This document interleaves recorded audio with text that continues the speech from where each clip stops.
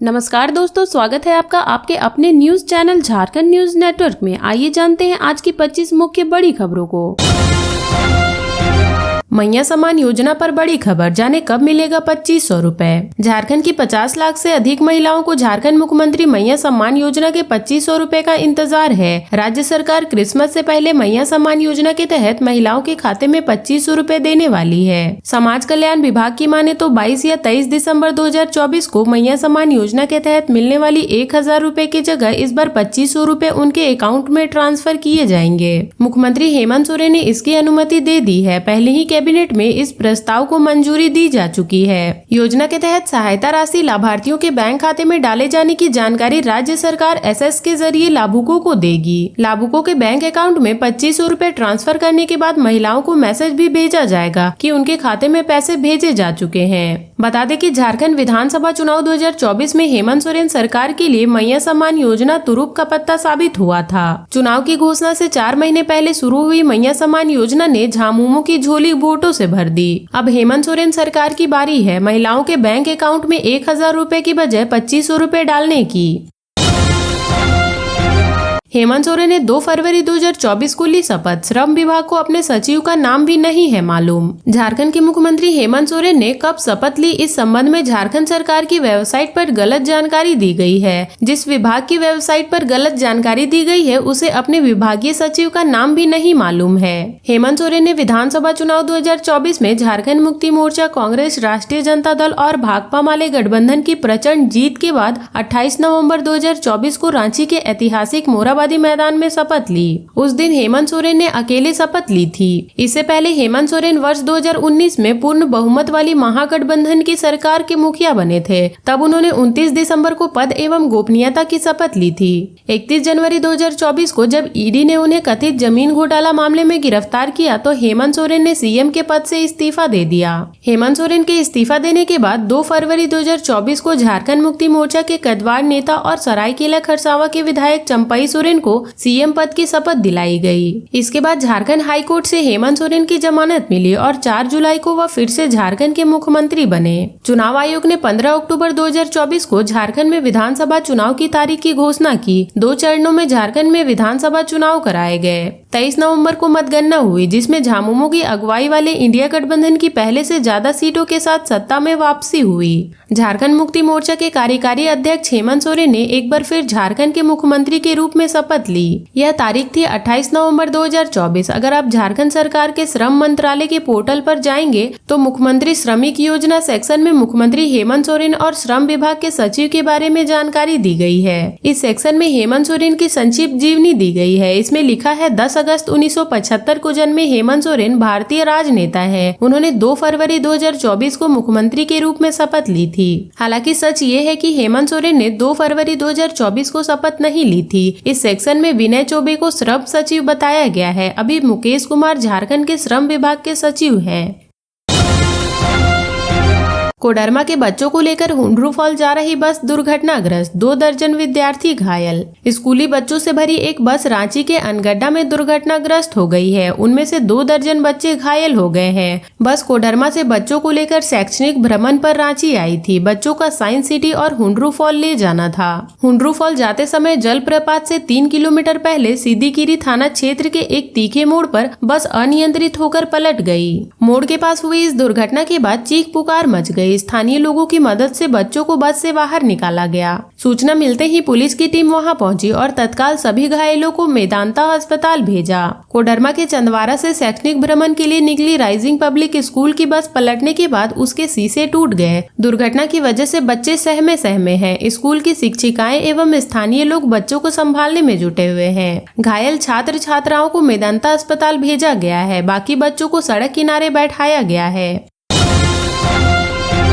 झारखंड में वर्षा के बाद बढ़ा तापमान, जाने कल कैसा रहेगा मौसम का हाल। झारखंड में कहीं कहीं हल्के दर्जे की वर्षा के बाद सूबे के अधिकतम और न्यूनतम तापमान में बढ़ोतरी हुई है। बंगाल की खाड़ी में बना पश्चिमी विक्षोभ आंध्र प्रदेश से सटे 12 किलोमीटर की रफ्तार से आगे बढ़ रहा है। अगले 12 घंटे के दौरान इसके समुद्र में जाकर कमजोर पड़ने की संभावना है। भारत मौसम विज्ञान विभाग ने शनिवार को यह जानकारी दी है। मौसम विभाग ने बताया कि पिछले 24 घंटे के दौरान झारखंड में कहीं कहीं हल्के दर्जे की वर्षा वर्षा हुई। सबसे अधिक बारिश पूर्वी सिंहभूम के गोड़ा बांधा में हुई। यहाँ 3.2 मिलीमीटर वर्षापात रिकॉर्ड किया गया। मौसम विभाग ने कहा कि रविवार को सुबह में हल्के से मध्यम दर्जे का कोहरा या धुंध छाया रहेगा। इसके बाद आसमान साफ रहेगा। मौसम की चेतावनी में कहा गया है कि राज्य के उत्तर पूर्वी, मध्य एवं दक्षिणी भागों में सुबह में कहीं कहीं घना कोहरा देखने को मिल सकता है। इन जगहों के लिए मौसम विभाग ने येलो अलर्ट भी जारी किया है।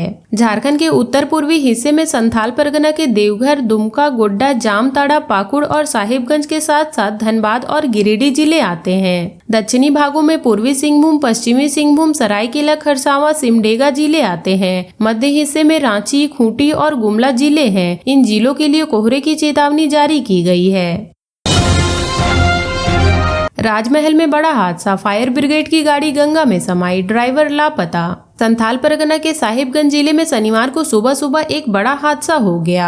फायर ब्रिगेड की एक गाड़ी गंगा में पानी भरने के लिए गई थी। इस दौरान गाड़ी डूब गई। गाड़ी का ड्राइवर लापता है। घटना राजमहल अनुमंडल स्थित गंगा तट पर शनिवार सुबह करीब 7:45 बजे हुई। राधानगर में तैनात दमकल वाहन में पानी की कमी हो जाने पर गाड़ी में गंगा का पानी भरने के लिए तट पे लाई गई थी। अग्निशमन विभाग के चालक अरुण कुमार बैक करके गंगा तट पर पहुंचे थे।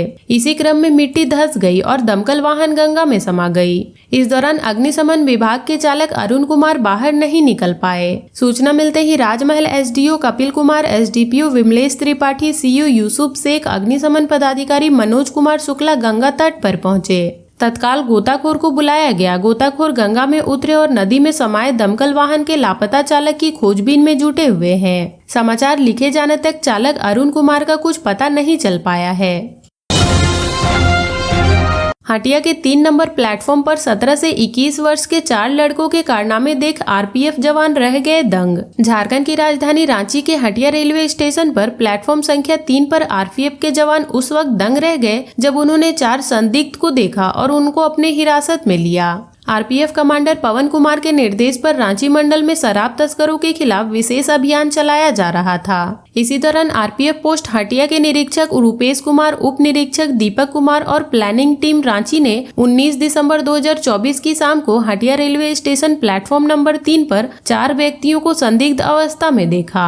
संदेह के आधार पर सभी 4 लड़कों को हिरासत में लिया गया। आरपीएफ के जवानों ने उनके पिट्ठू बैग की जांच की तो पता चला कि उसमें 94 बोतलें प्रतिबंधित शराब थी। उनका नाम पता पूछने पर जो जानकारी मिली उससे आरपीएफ के जवान दंग रह गए। ये सभी 17 से 21 साल की उम्र के थे। झारखंड से शराब खरीदी थी और बिहार में इसको खपाने की तैयारी कर रहे थे, यानी सभी शराब की तस्करी में लिप्त थे। पूछताछ के दौरान हिरासत में लिए गए लोगों ने बताया कि बरामद अवैध शराब को वे ट्रेन से बिहार ले जा रहे थे। बिहार में शराब की सप्लाई करनी थी। एएसआई आर शेखर ने बरामद अवैध शराब की बोतलों को जब्त कर लिया है। 3 लोगों को हिरासत में लिया गया है। 20 दिसंबर को सभी को जब्त की गई सामग्री के साथ आगे की कार्रवाई के लिए राज्य उत्पाद शुल्क रांची के हवाले कर दिया जाएगा। जब्त की गई अवैध शराब की कुल कीमत 1,16,000 रुपए है। रांची पुलिस के 4 पदाधिकारियों का हुआ तबादला। विधानसभा थाना प्रभारी का हुआ डिमोशन। रांची के एसएसपी ने 4 पुलिस पदाधिकारियों की ट्रांसफर पोस्टिंग की है। इसमें एक कनीय अवर निरीक्षक को थाना प्रभारी बनाया गया है तो एक थाना प्रभारी का ट्रांसफर करते हुए उनको कनीय अवर निरीक्षक बनाया गया है।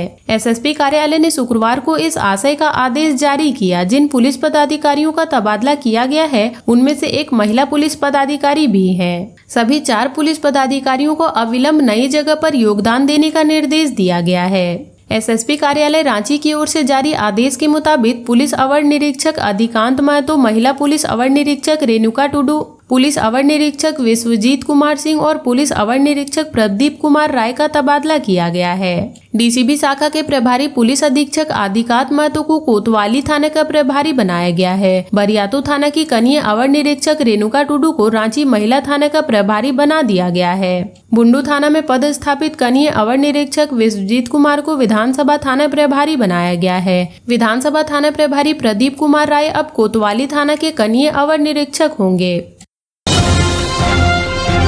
एक बार फिर कहर ढाएगी ठंड। इन इलाकों में आज छाया रहेगा घना कोहरा। येलो अलर्ट जारी। झारखंड में एक बार फिर ठंड में बढ़ोतरी होने का अनुमान लगाया गया है। न्यूनतम तापमान 2 से 3 डिग्री की गिरावट आएगी। मौसम विभाग के मुताबिक झारखंड के दक्षिणी, मध्य और उत्तरी इलाकों में 21 और 22 दिसंबर को सुबह में घना कोहरा छाया रहेगा, साथ ही ठंडी हवाएं चलेंगी। रांची स्थित मौसम विज्ञान केंद्र की माने तो झारखंड के 18 जिलों में कोहरे का प्रभाव रहेगा। इसे लेकर येलो अलर्ट भी जारी किया गया है। 21 से 26 दिसंबर तक मौसम में कोई बड़ा बदलाव होने की संभावना नहीं है। इस दौरान हर दिन सुबह में कोहरा छाया रहेगा। दिन चढ़ने के साथ ही मौसम साफ हो जाएगा। न्यूनतम तापमान 10 डिग्री और अधिकतम तापमान 24 डिग्री के आसपास रहने की संभावना है। झारखंड में ठंड का सितम ऐसा है कि लोग घर के अंदर दुबकने को मजबूर हो गए हैं। चिकित्सकों का कहना है कि मौसम में लगातार बदलाव के कारण बुजुर्गों को भारी परेशानियों का सामना करना पड़ सकता है, खासकर हार्ट, बीपी और सांस के मरीजों को। इसलिए इन लोगों को बाहर की गतिविधियों से बचने या सीमित करने की सलाह दी गई है। कांके और मैक्लुस्कीगंज में न्यूनतम पारा 3 डिग्री के नीचे चला जा रहा है। स्थिति ये है कि इन इलाके में ओस की बूंद भी जमने लगी है। सदर अस्पताल के गायनी विभाग में कम हुई मरीजों की संख्या, 100 कोच की तैयारी। कोट रोड स्थित सदर अस्पताल के गायनी विभाग में मरीजों की संख्या लगातार कम हो रही है। अस्पताल के इंडोर पेशेंट डिपार्टमेंट में सितंबर माह से अब तक मरीजों की संख्या तेजी से घटी है। इसे देखते हुए civil surgeon doctor Chandrabhanu Pratapan ने अस्पताल के नोडल पदाधिकारी से जवाब मांगा है। गायनी विभाग में मरीजों के गिरते ग्राफ को देकर 2 दिनों के अंदर रिपोर्ट सौंपने का निर्देश दिया गया है। स्वास्थ्य विभाग के अधिकारियों के अनुसार जवाब संतोषजनक नहीं पाए जाने पर सदर अस्पताल के अधिकारियों व कर्मियों को शोकॉज किया जाएगा। बता दें कि सितंबर माह से पहले सदर अस्पताल के गायनी विभाग के आईपीडी में हर माह औसतन 300 से ज्यादा मरीज भर्ती होते थे। संख्या लगातार कम होते हुए 100 से कम पहुंच गई है, जबकि सदर अस्पताल में गायनी के 4 चिकित्सक की नियुक्ति की गई है। गायनी विभाग के आईपीडी में गर्भवती महिलाओं के चिकित्सक से जुड़े सभी संसाधन मौजूद हैं। स्वास्थ्य विभाग के अधिकारियों के अनुसार सदर अस्पताल में रात को पहुंचने वाली गर्भवती महिलाओं को कुछ माह से भर्ती लेना बंद कर दिया गया है। जानकारी के अनुसार प्रसव पीड़ा होने पर रात के वक्त महिलाएं अस्पताल पहुंचती हैं। रात के वक्त अस्पताल में एनेस्थीसिया चिकित्सक उपलब्ध नहीं होने के कारण ज्यादातर मरीजों को एसएनएमएमसीएच जाने की सलाह दी जा रही है। अस्पताल में मरीजों का ग्राफ गिरने का यह भी एक मुख्य वजह बताई जा रही है। एसएनएमएमसीएच में आयुष्मान के मरीजों के लिए एमआरआई की सुविधा शुरू। एसएनएमएमसीएच में आयुष्मान भारत योजना के तहत भर्ती मरीजों को एमआरआई की सुविधा मिलेगी। इसके लिए अस्पताल प्रबंधन ने निजी जांच घर आविष्कार डायग्नोस्टिक्स से करार किया है। एमआरआई के लिए निजी जांच घर को केंद्र सरकार द्वारा स्वास्थ्य योजना द्वारा निर्धारित दर से भुगतान किया जाएगा।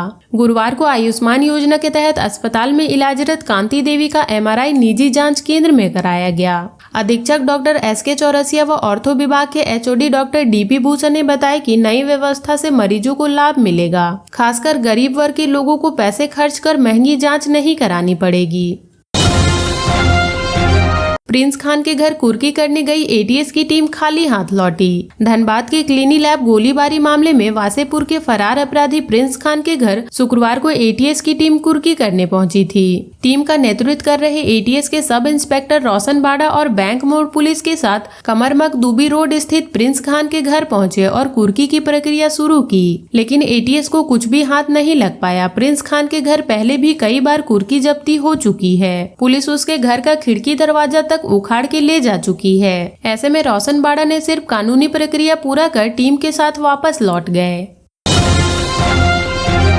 योजनाओं को सही दिशा देने में पशुधन के आंकड़े होंगे सहायक। धनबाद जिले में शुक्रवार को पशु गणना शुरू की गई। इसके लिए पशुपालन विभाग की ओर से वर्ष 2019 के आंकड़े के हिसाब से गणना के लिए 190 लोगों की टीम बनाई गई है। इनमें 24 सुपरवाइजर शामिल हैं। डॉक्टर अरुण कुमार को जिला का नोडल पदाधिकारी बनाया गया है। पशु गणना को लेकर जिला पशुपालन पदाधिकारी आलोक कुमार सिन्हा ने बताया कि जिले के सभी 156 पंचायतों तथा 55 वार्डो में पशु गणना की जा रही है। इसमें गाय, बैल, भैंस, भेड़, बकरी, सुअर, घोड़ा व कुत्ता समेत अन्य पशुओं की मतगणना की जा रही है। उन्होंने कहा कि योजना बनाने, कार्यक्रम तैयार करने, पुनर्निर्माण करने एवं विभिन्न योजनाओं को सही दिशा में पशुधन के आंकड़े सहायक होंगे। जिले में वर्ष 2019 में पशु गणना हुई थी। पशु गणना और डेयरी विभाग के पोर्टल के माध्यम से पशुधन गणना करेगा। इससे डेटा ऑनलाइन अपलोड रहेगा। जिले में पशु गणना के बाद कुल पशुधन का आसानी से पता चल पाएगा। पशु गणना के लिए अन्य विभागों के ग्राम पंचायत स्तरीय अधिकारियों व कर्मचारियों की मदद ली जा रही है।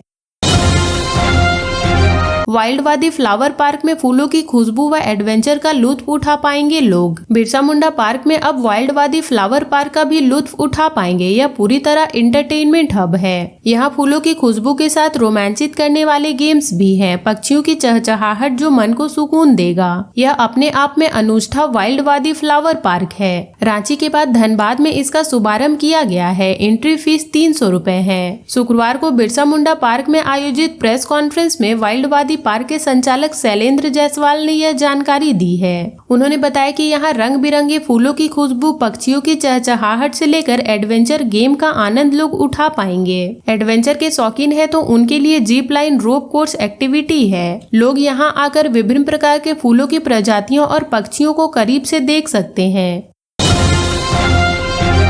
5 दिन में 8.7 डिग्री बढ़ा कांके का तापमान। जाने रांची में मौसम का हाल। झारखंड की राजधानी रांची के कांके में 5 दिन में न्यूनतम तापमान 8.7 डिग्री सेंटीग्रेड चढ़ गया है। कांके स्थित बिरसा कृषि विश्वविद्यालय के ग्रामीण कृषि मौसम सेवा ने शनिवार को यह जानकारी दी है। ग्रामीण कृषि मौसम सेवा के मुताबिक पिछले 5 दिनों में कांके का न्यूनतम तापमान 2.5 डिग्री सेंटीग्रेड से बढ़कर 11.2 डिग्री सेंटीग्रेड हो गया है। 17 दिसंबर को कांके का न्यूनतम पारा 2.5 डिग्री सेंटीग्रेड दर्ज किया गया था। 18 दिसंबर को यह बढ़कर 4.6 डिग्री, 19 दिसंबर को 6.2 डिग्री, 20 दिसंबर को 9.5 डिग्री और 21 दिसंबर को 11.2 डिग्री सेंटीग्रेड रिकॉर्ड किया गया। मौसम विभाग ने कहा है कि 21 दिसंबर को रांची के कांके में उच्चतम तापमान 24 डिग्री सेंटीग्रेड और न्यूनतम तापमान 12 डिग्री सेंटीग्रेड रहेगा। आसमान में बादल छाए रहेंगे। अच्छेपित आर्द्रता 44 से 81% तक रहेगा। पूर्व की ओर से बहने वाली हवा की रफ्तार 4 किलोमीटर प्रति घंटे रहेगी। और अब तक के लिए इतना ही। ऐसे ही वीडियोस के लिए लाइक, शेयर एंड सब्सक्राइब करें और जुड़े रहे झारखंड न्यूज नेटवर्क से।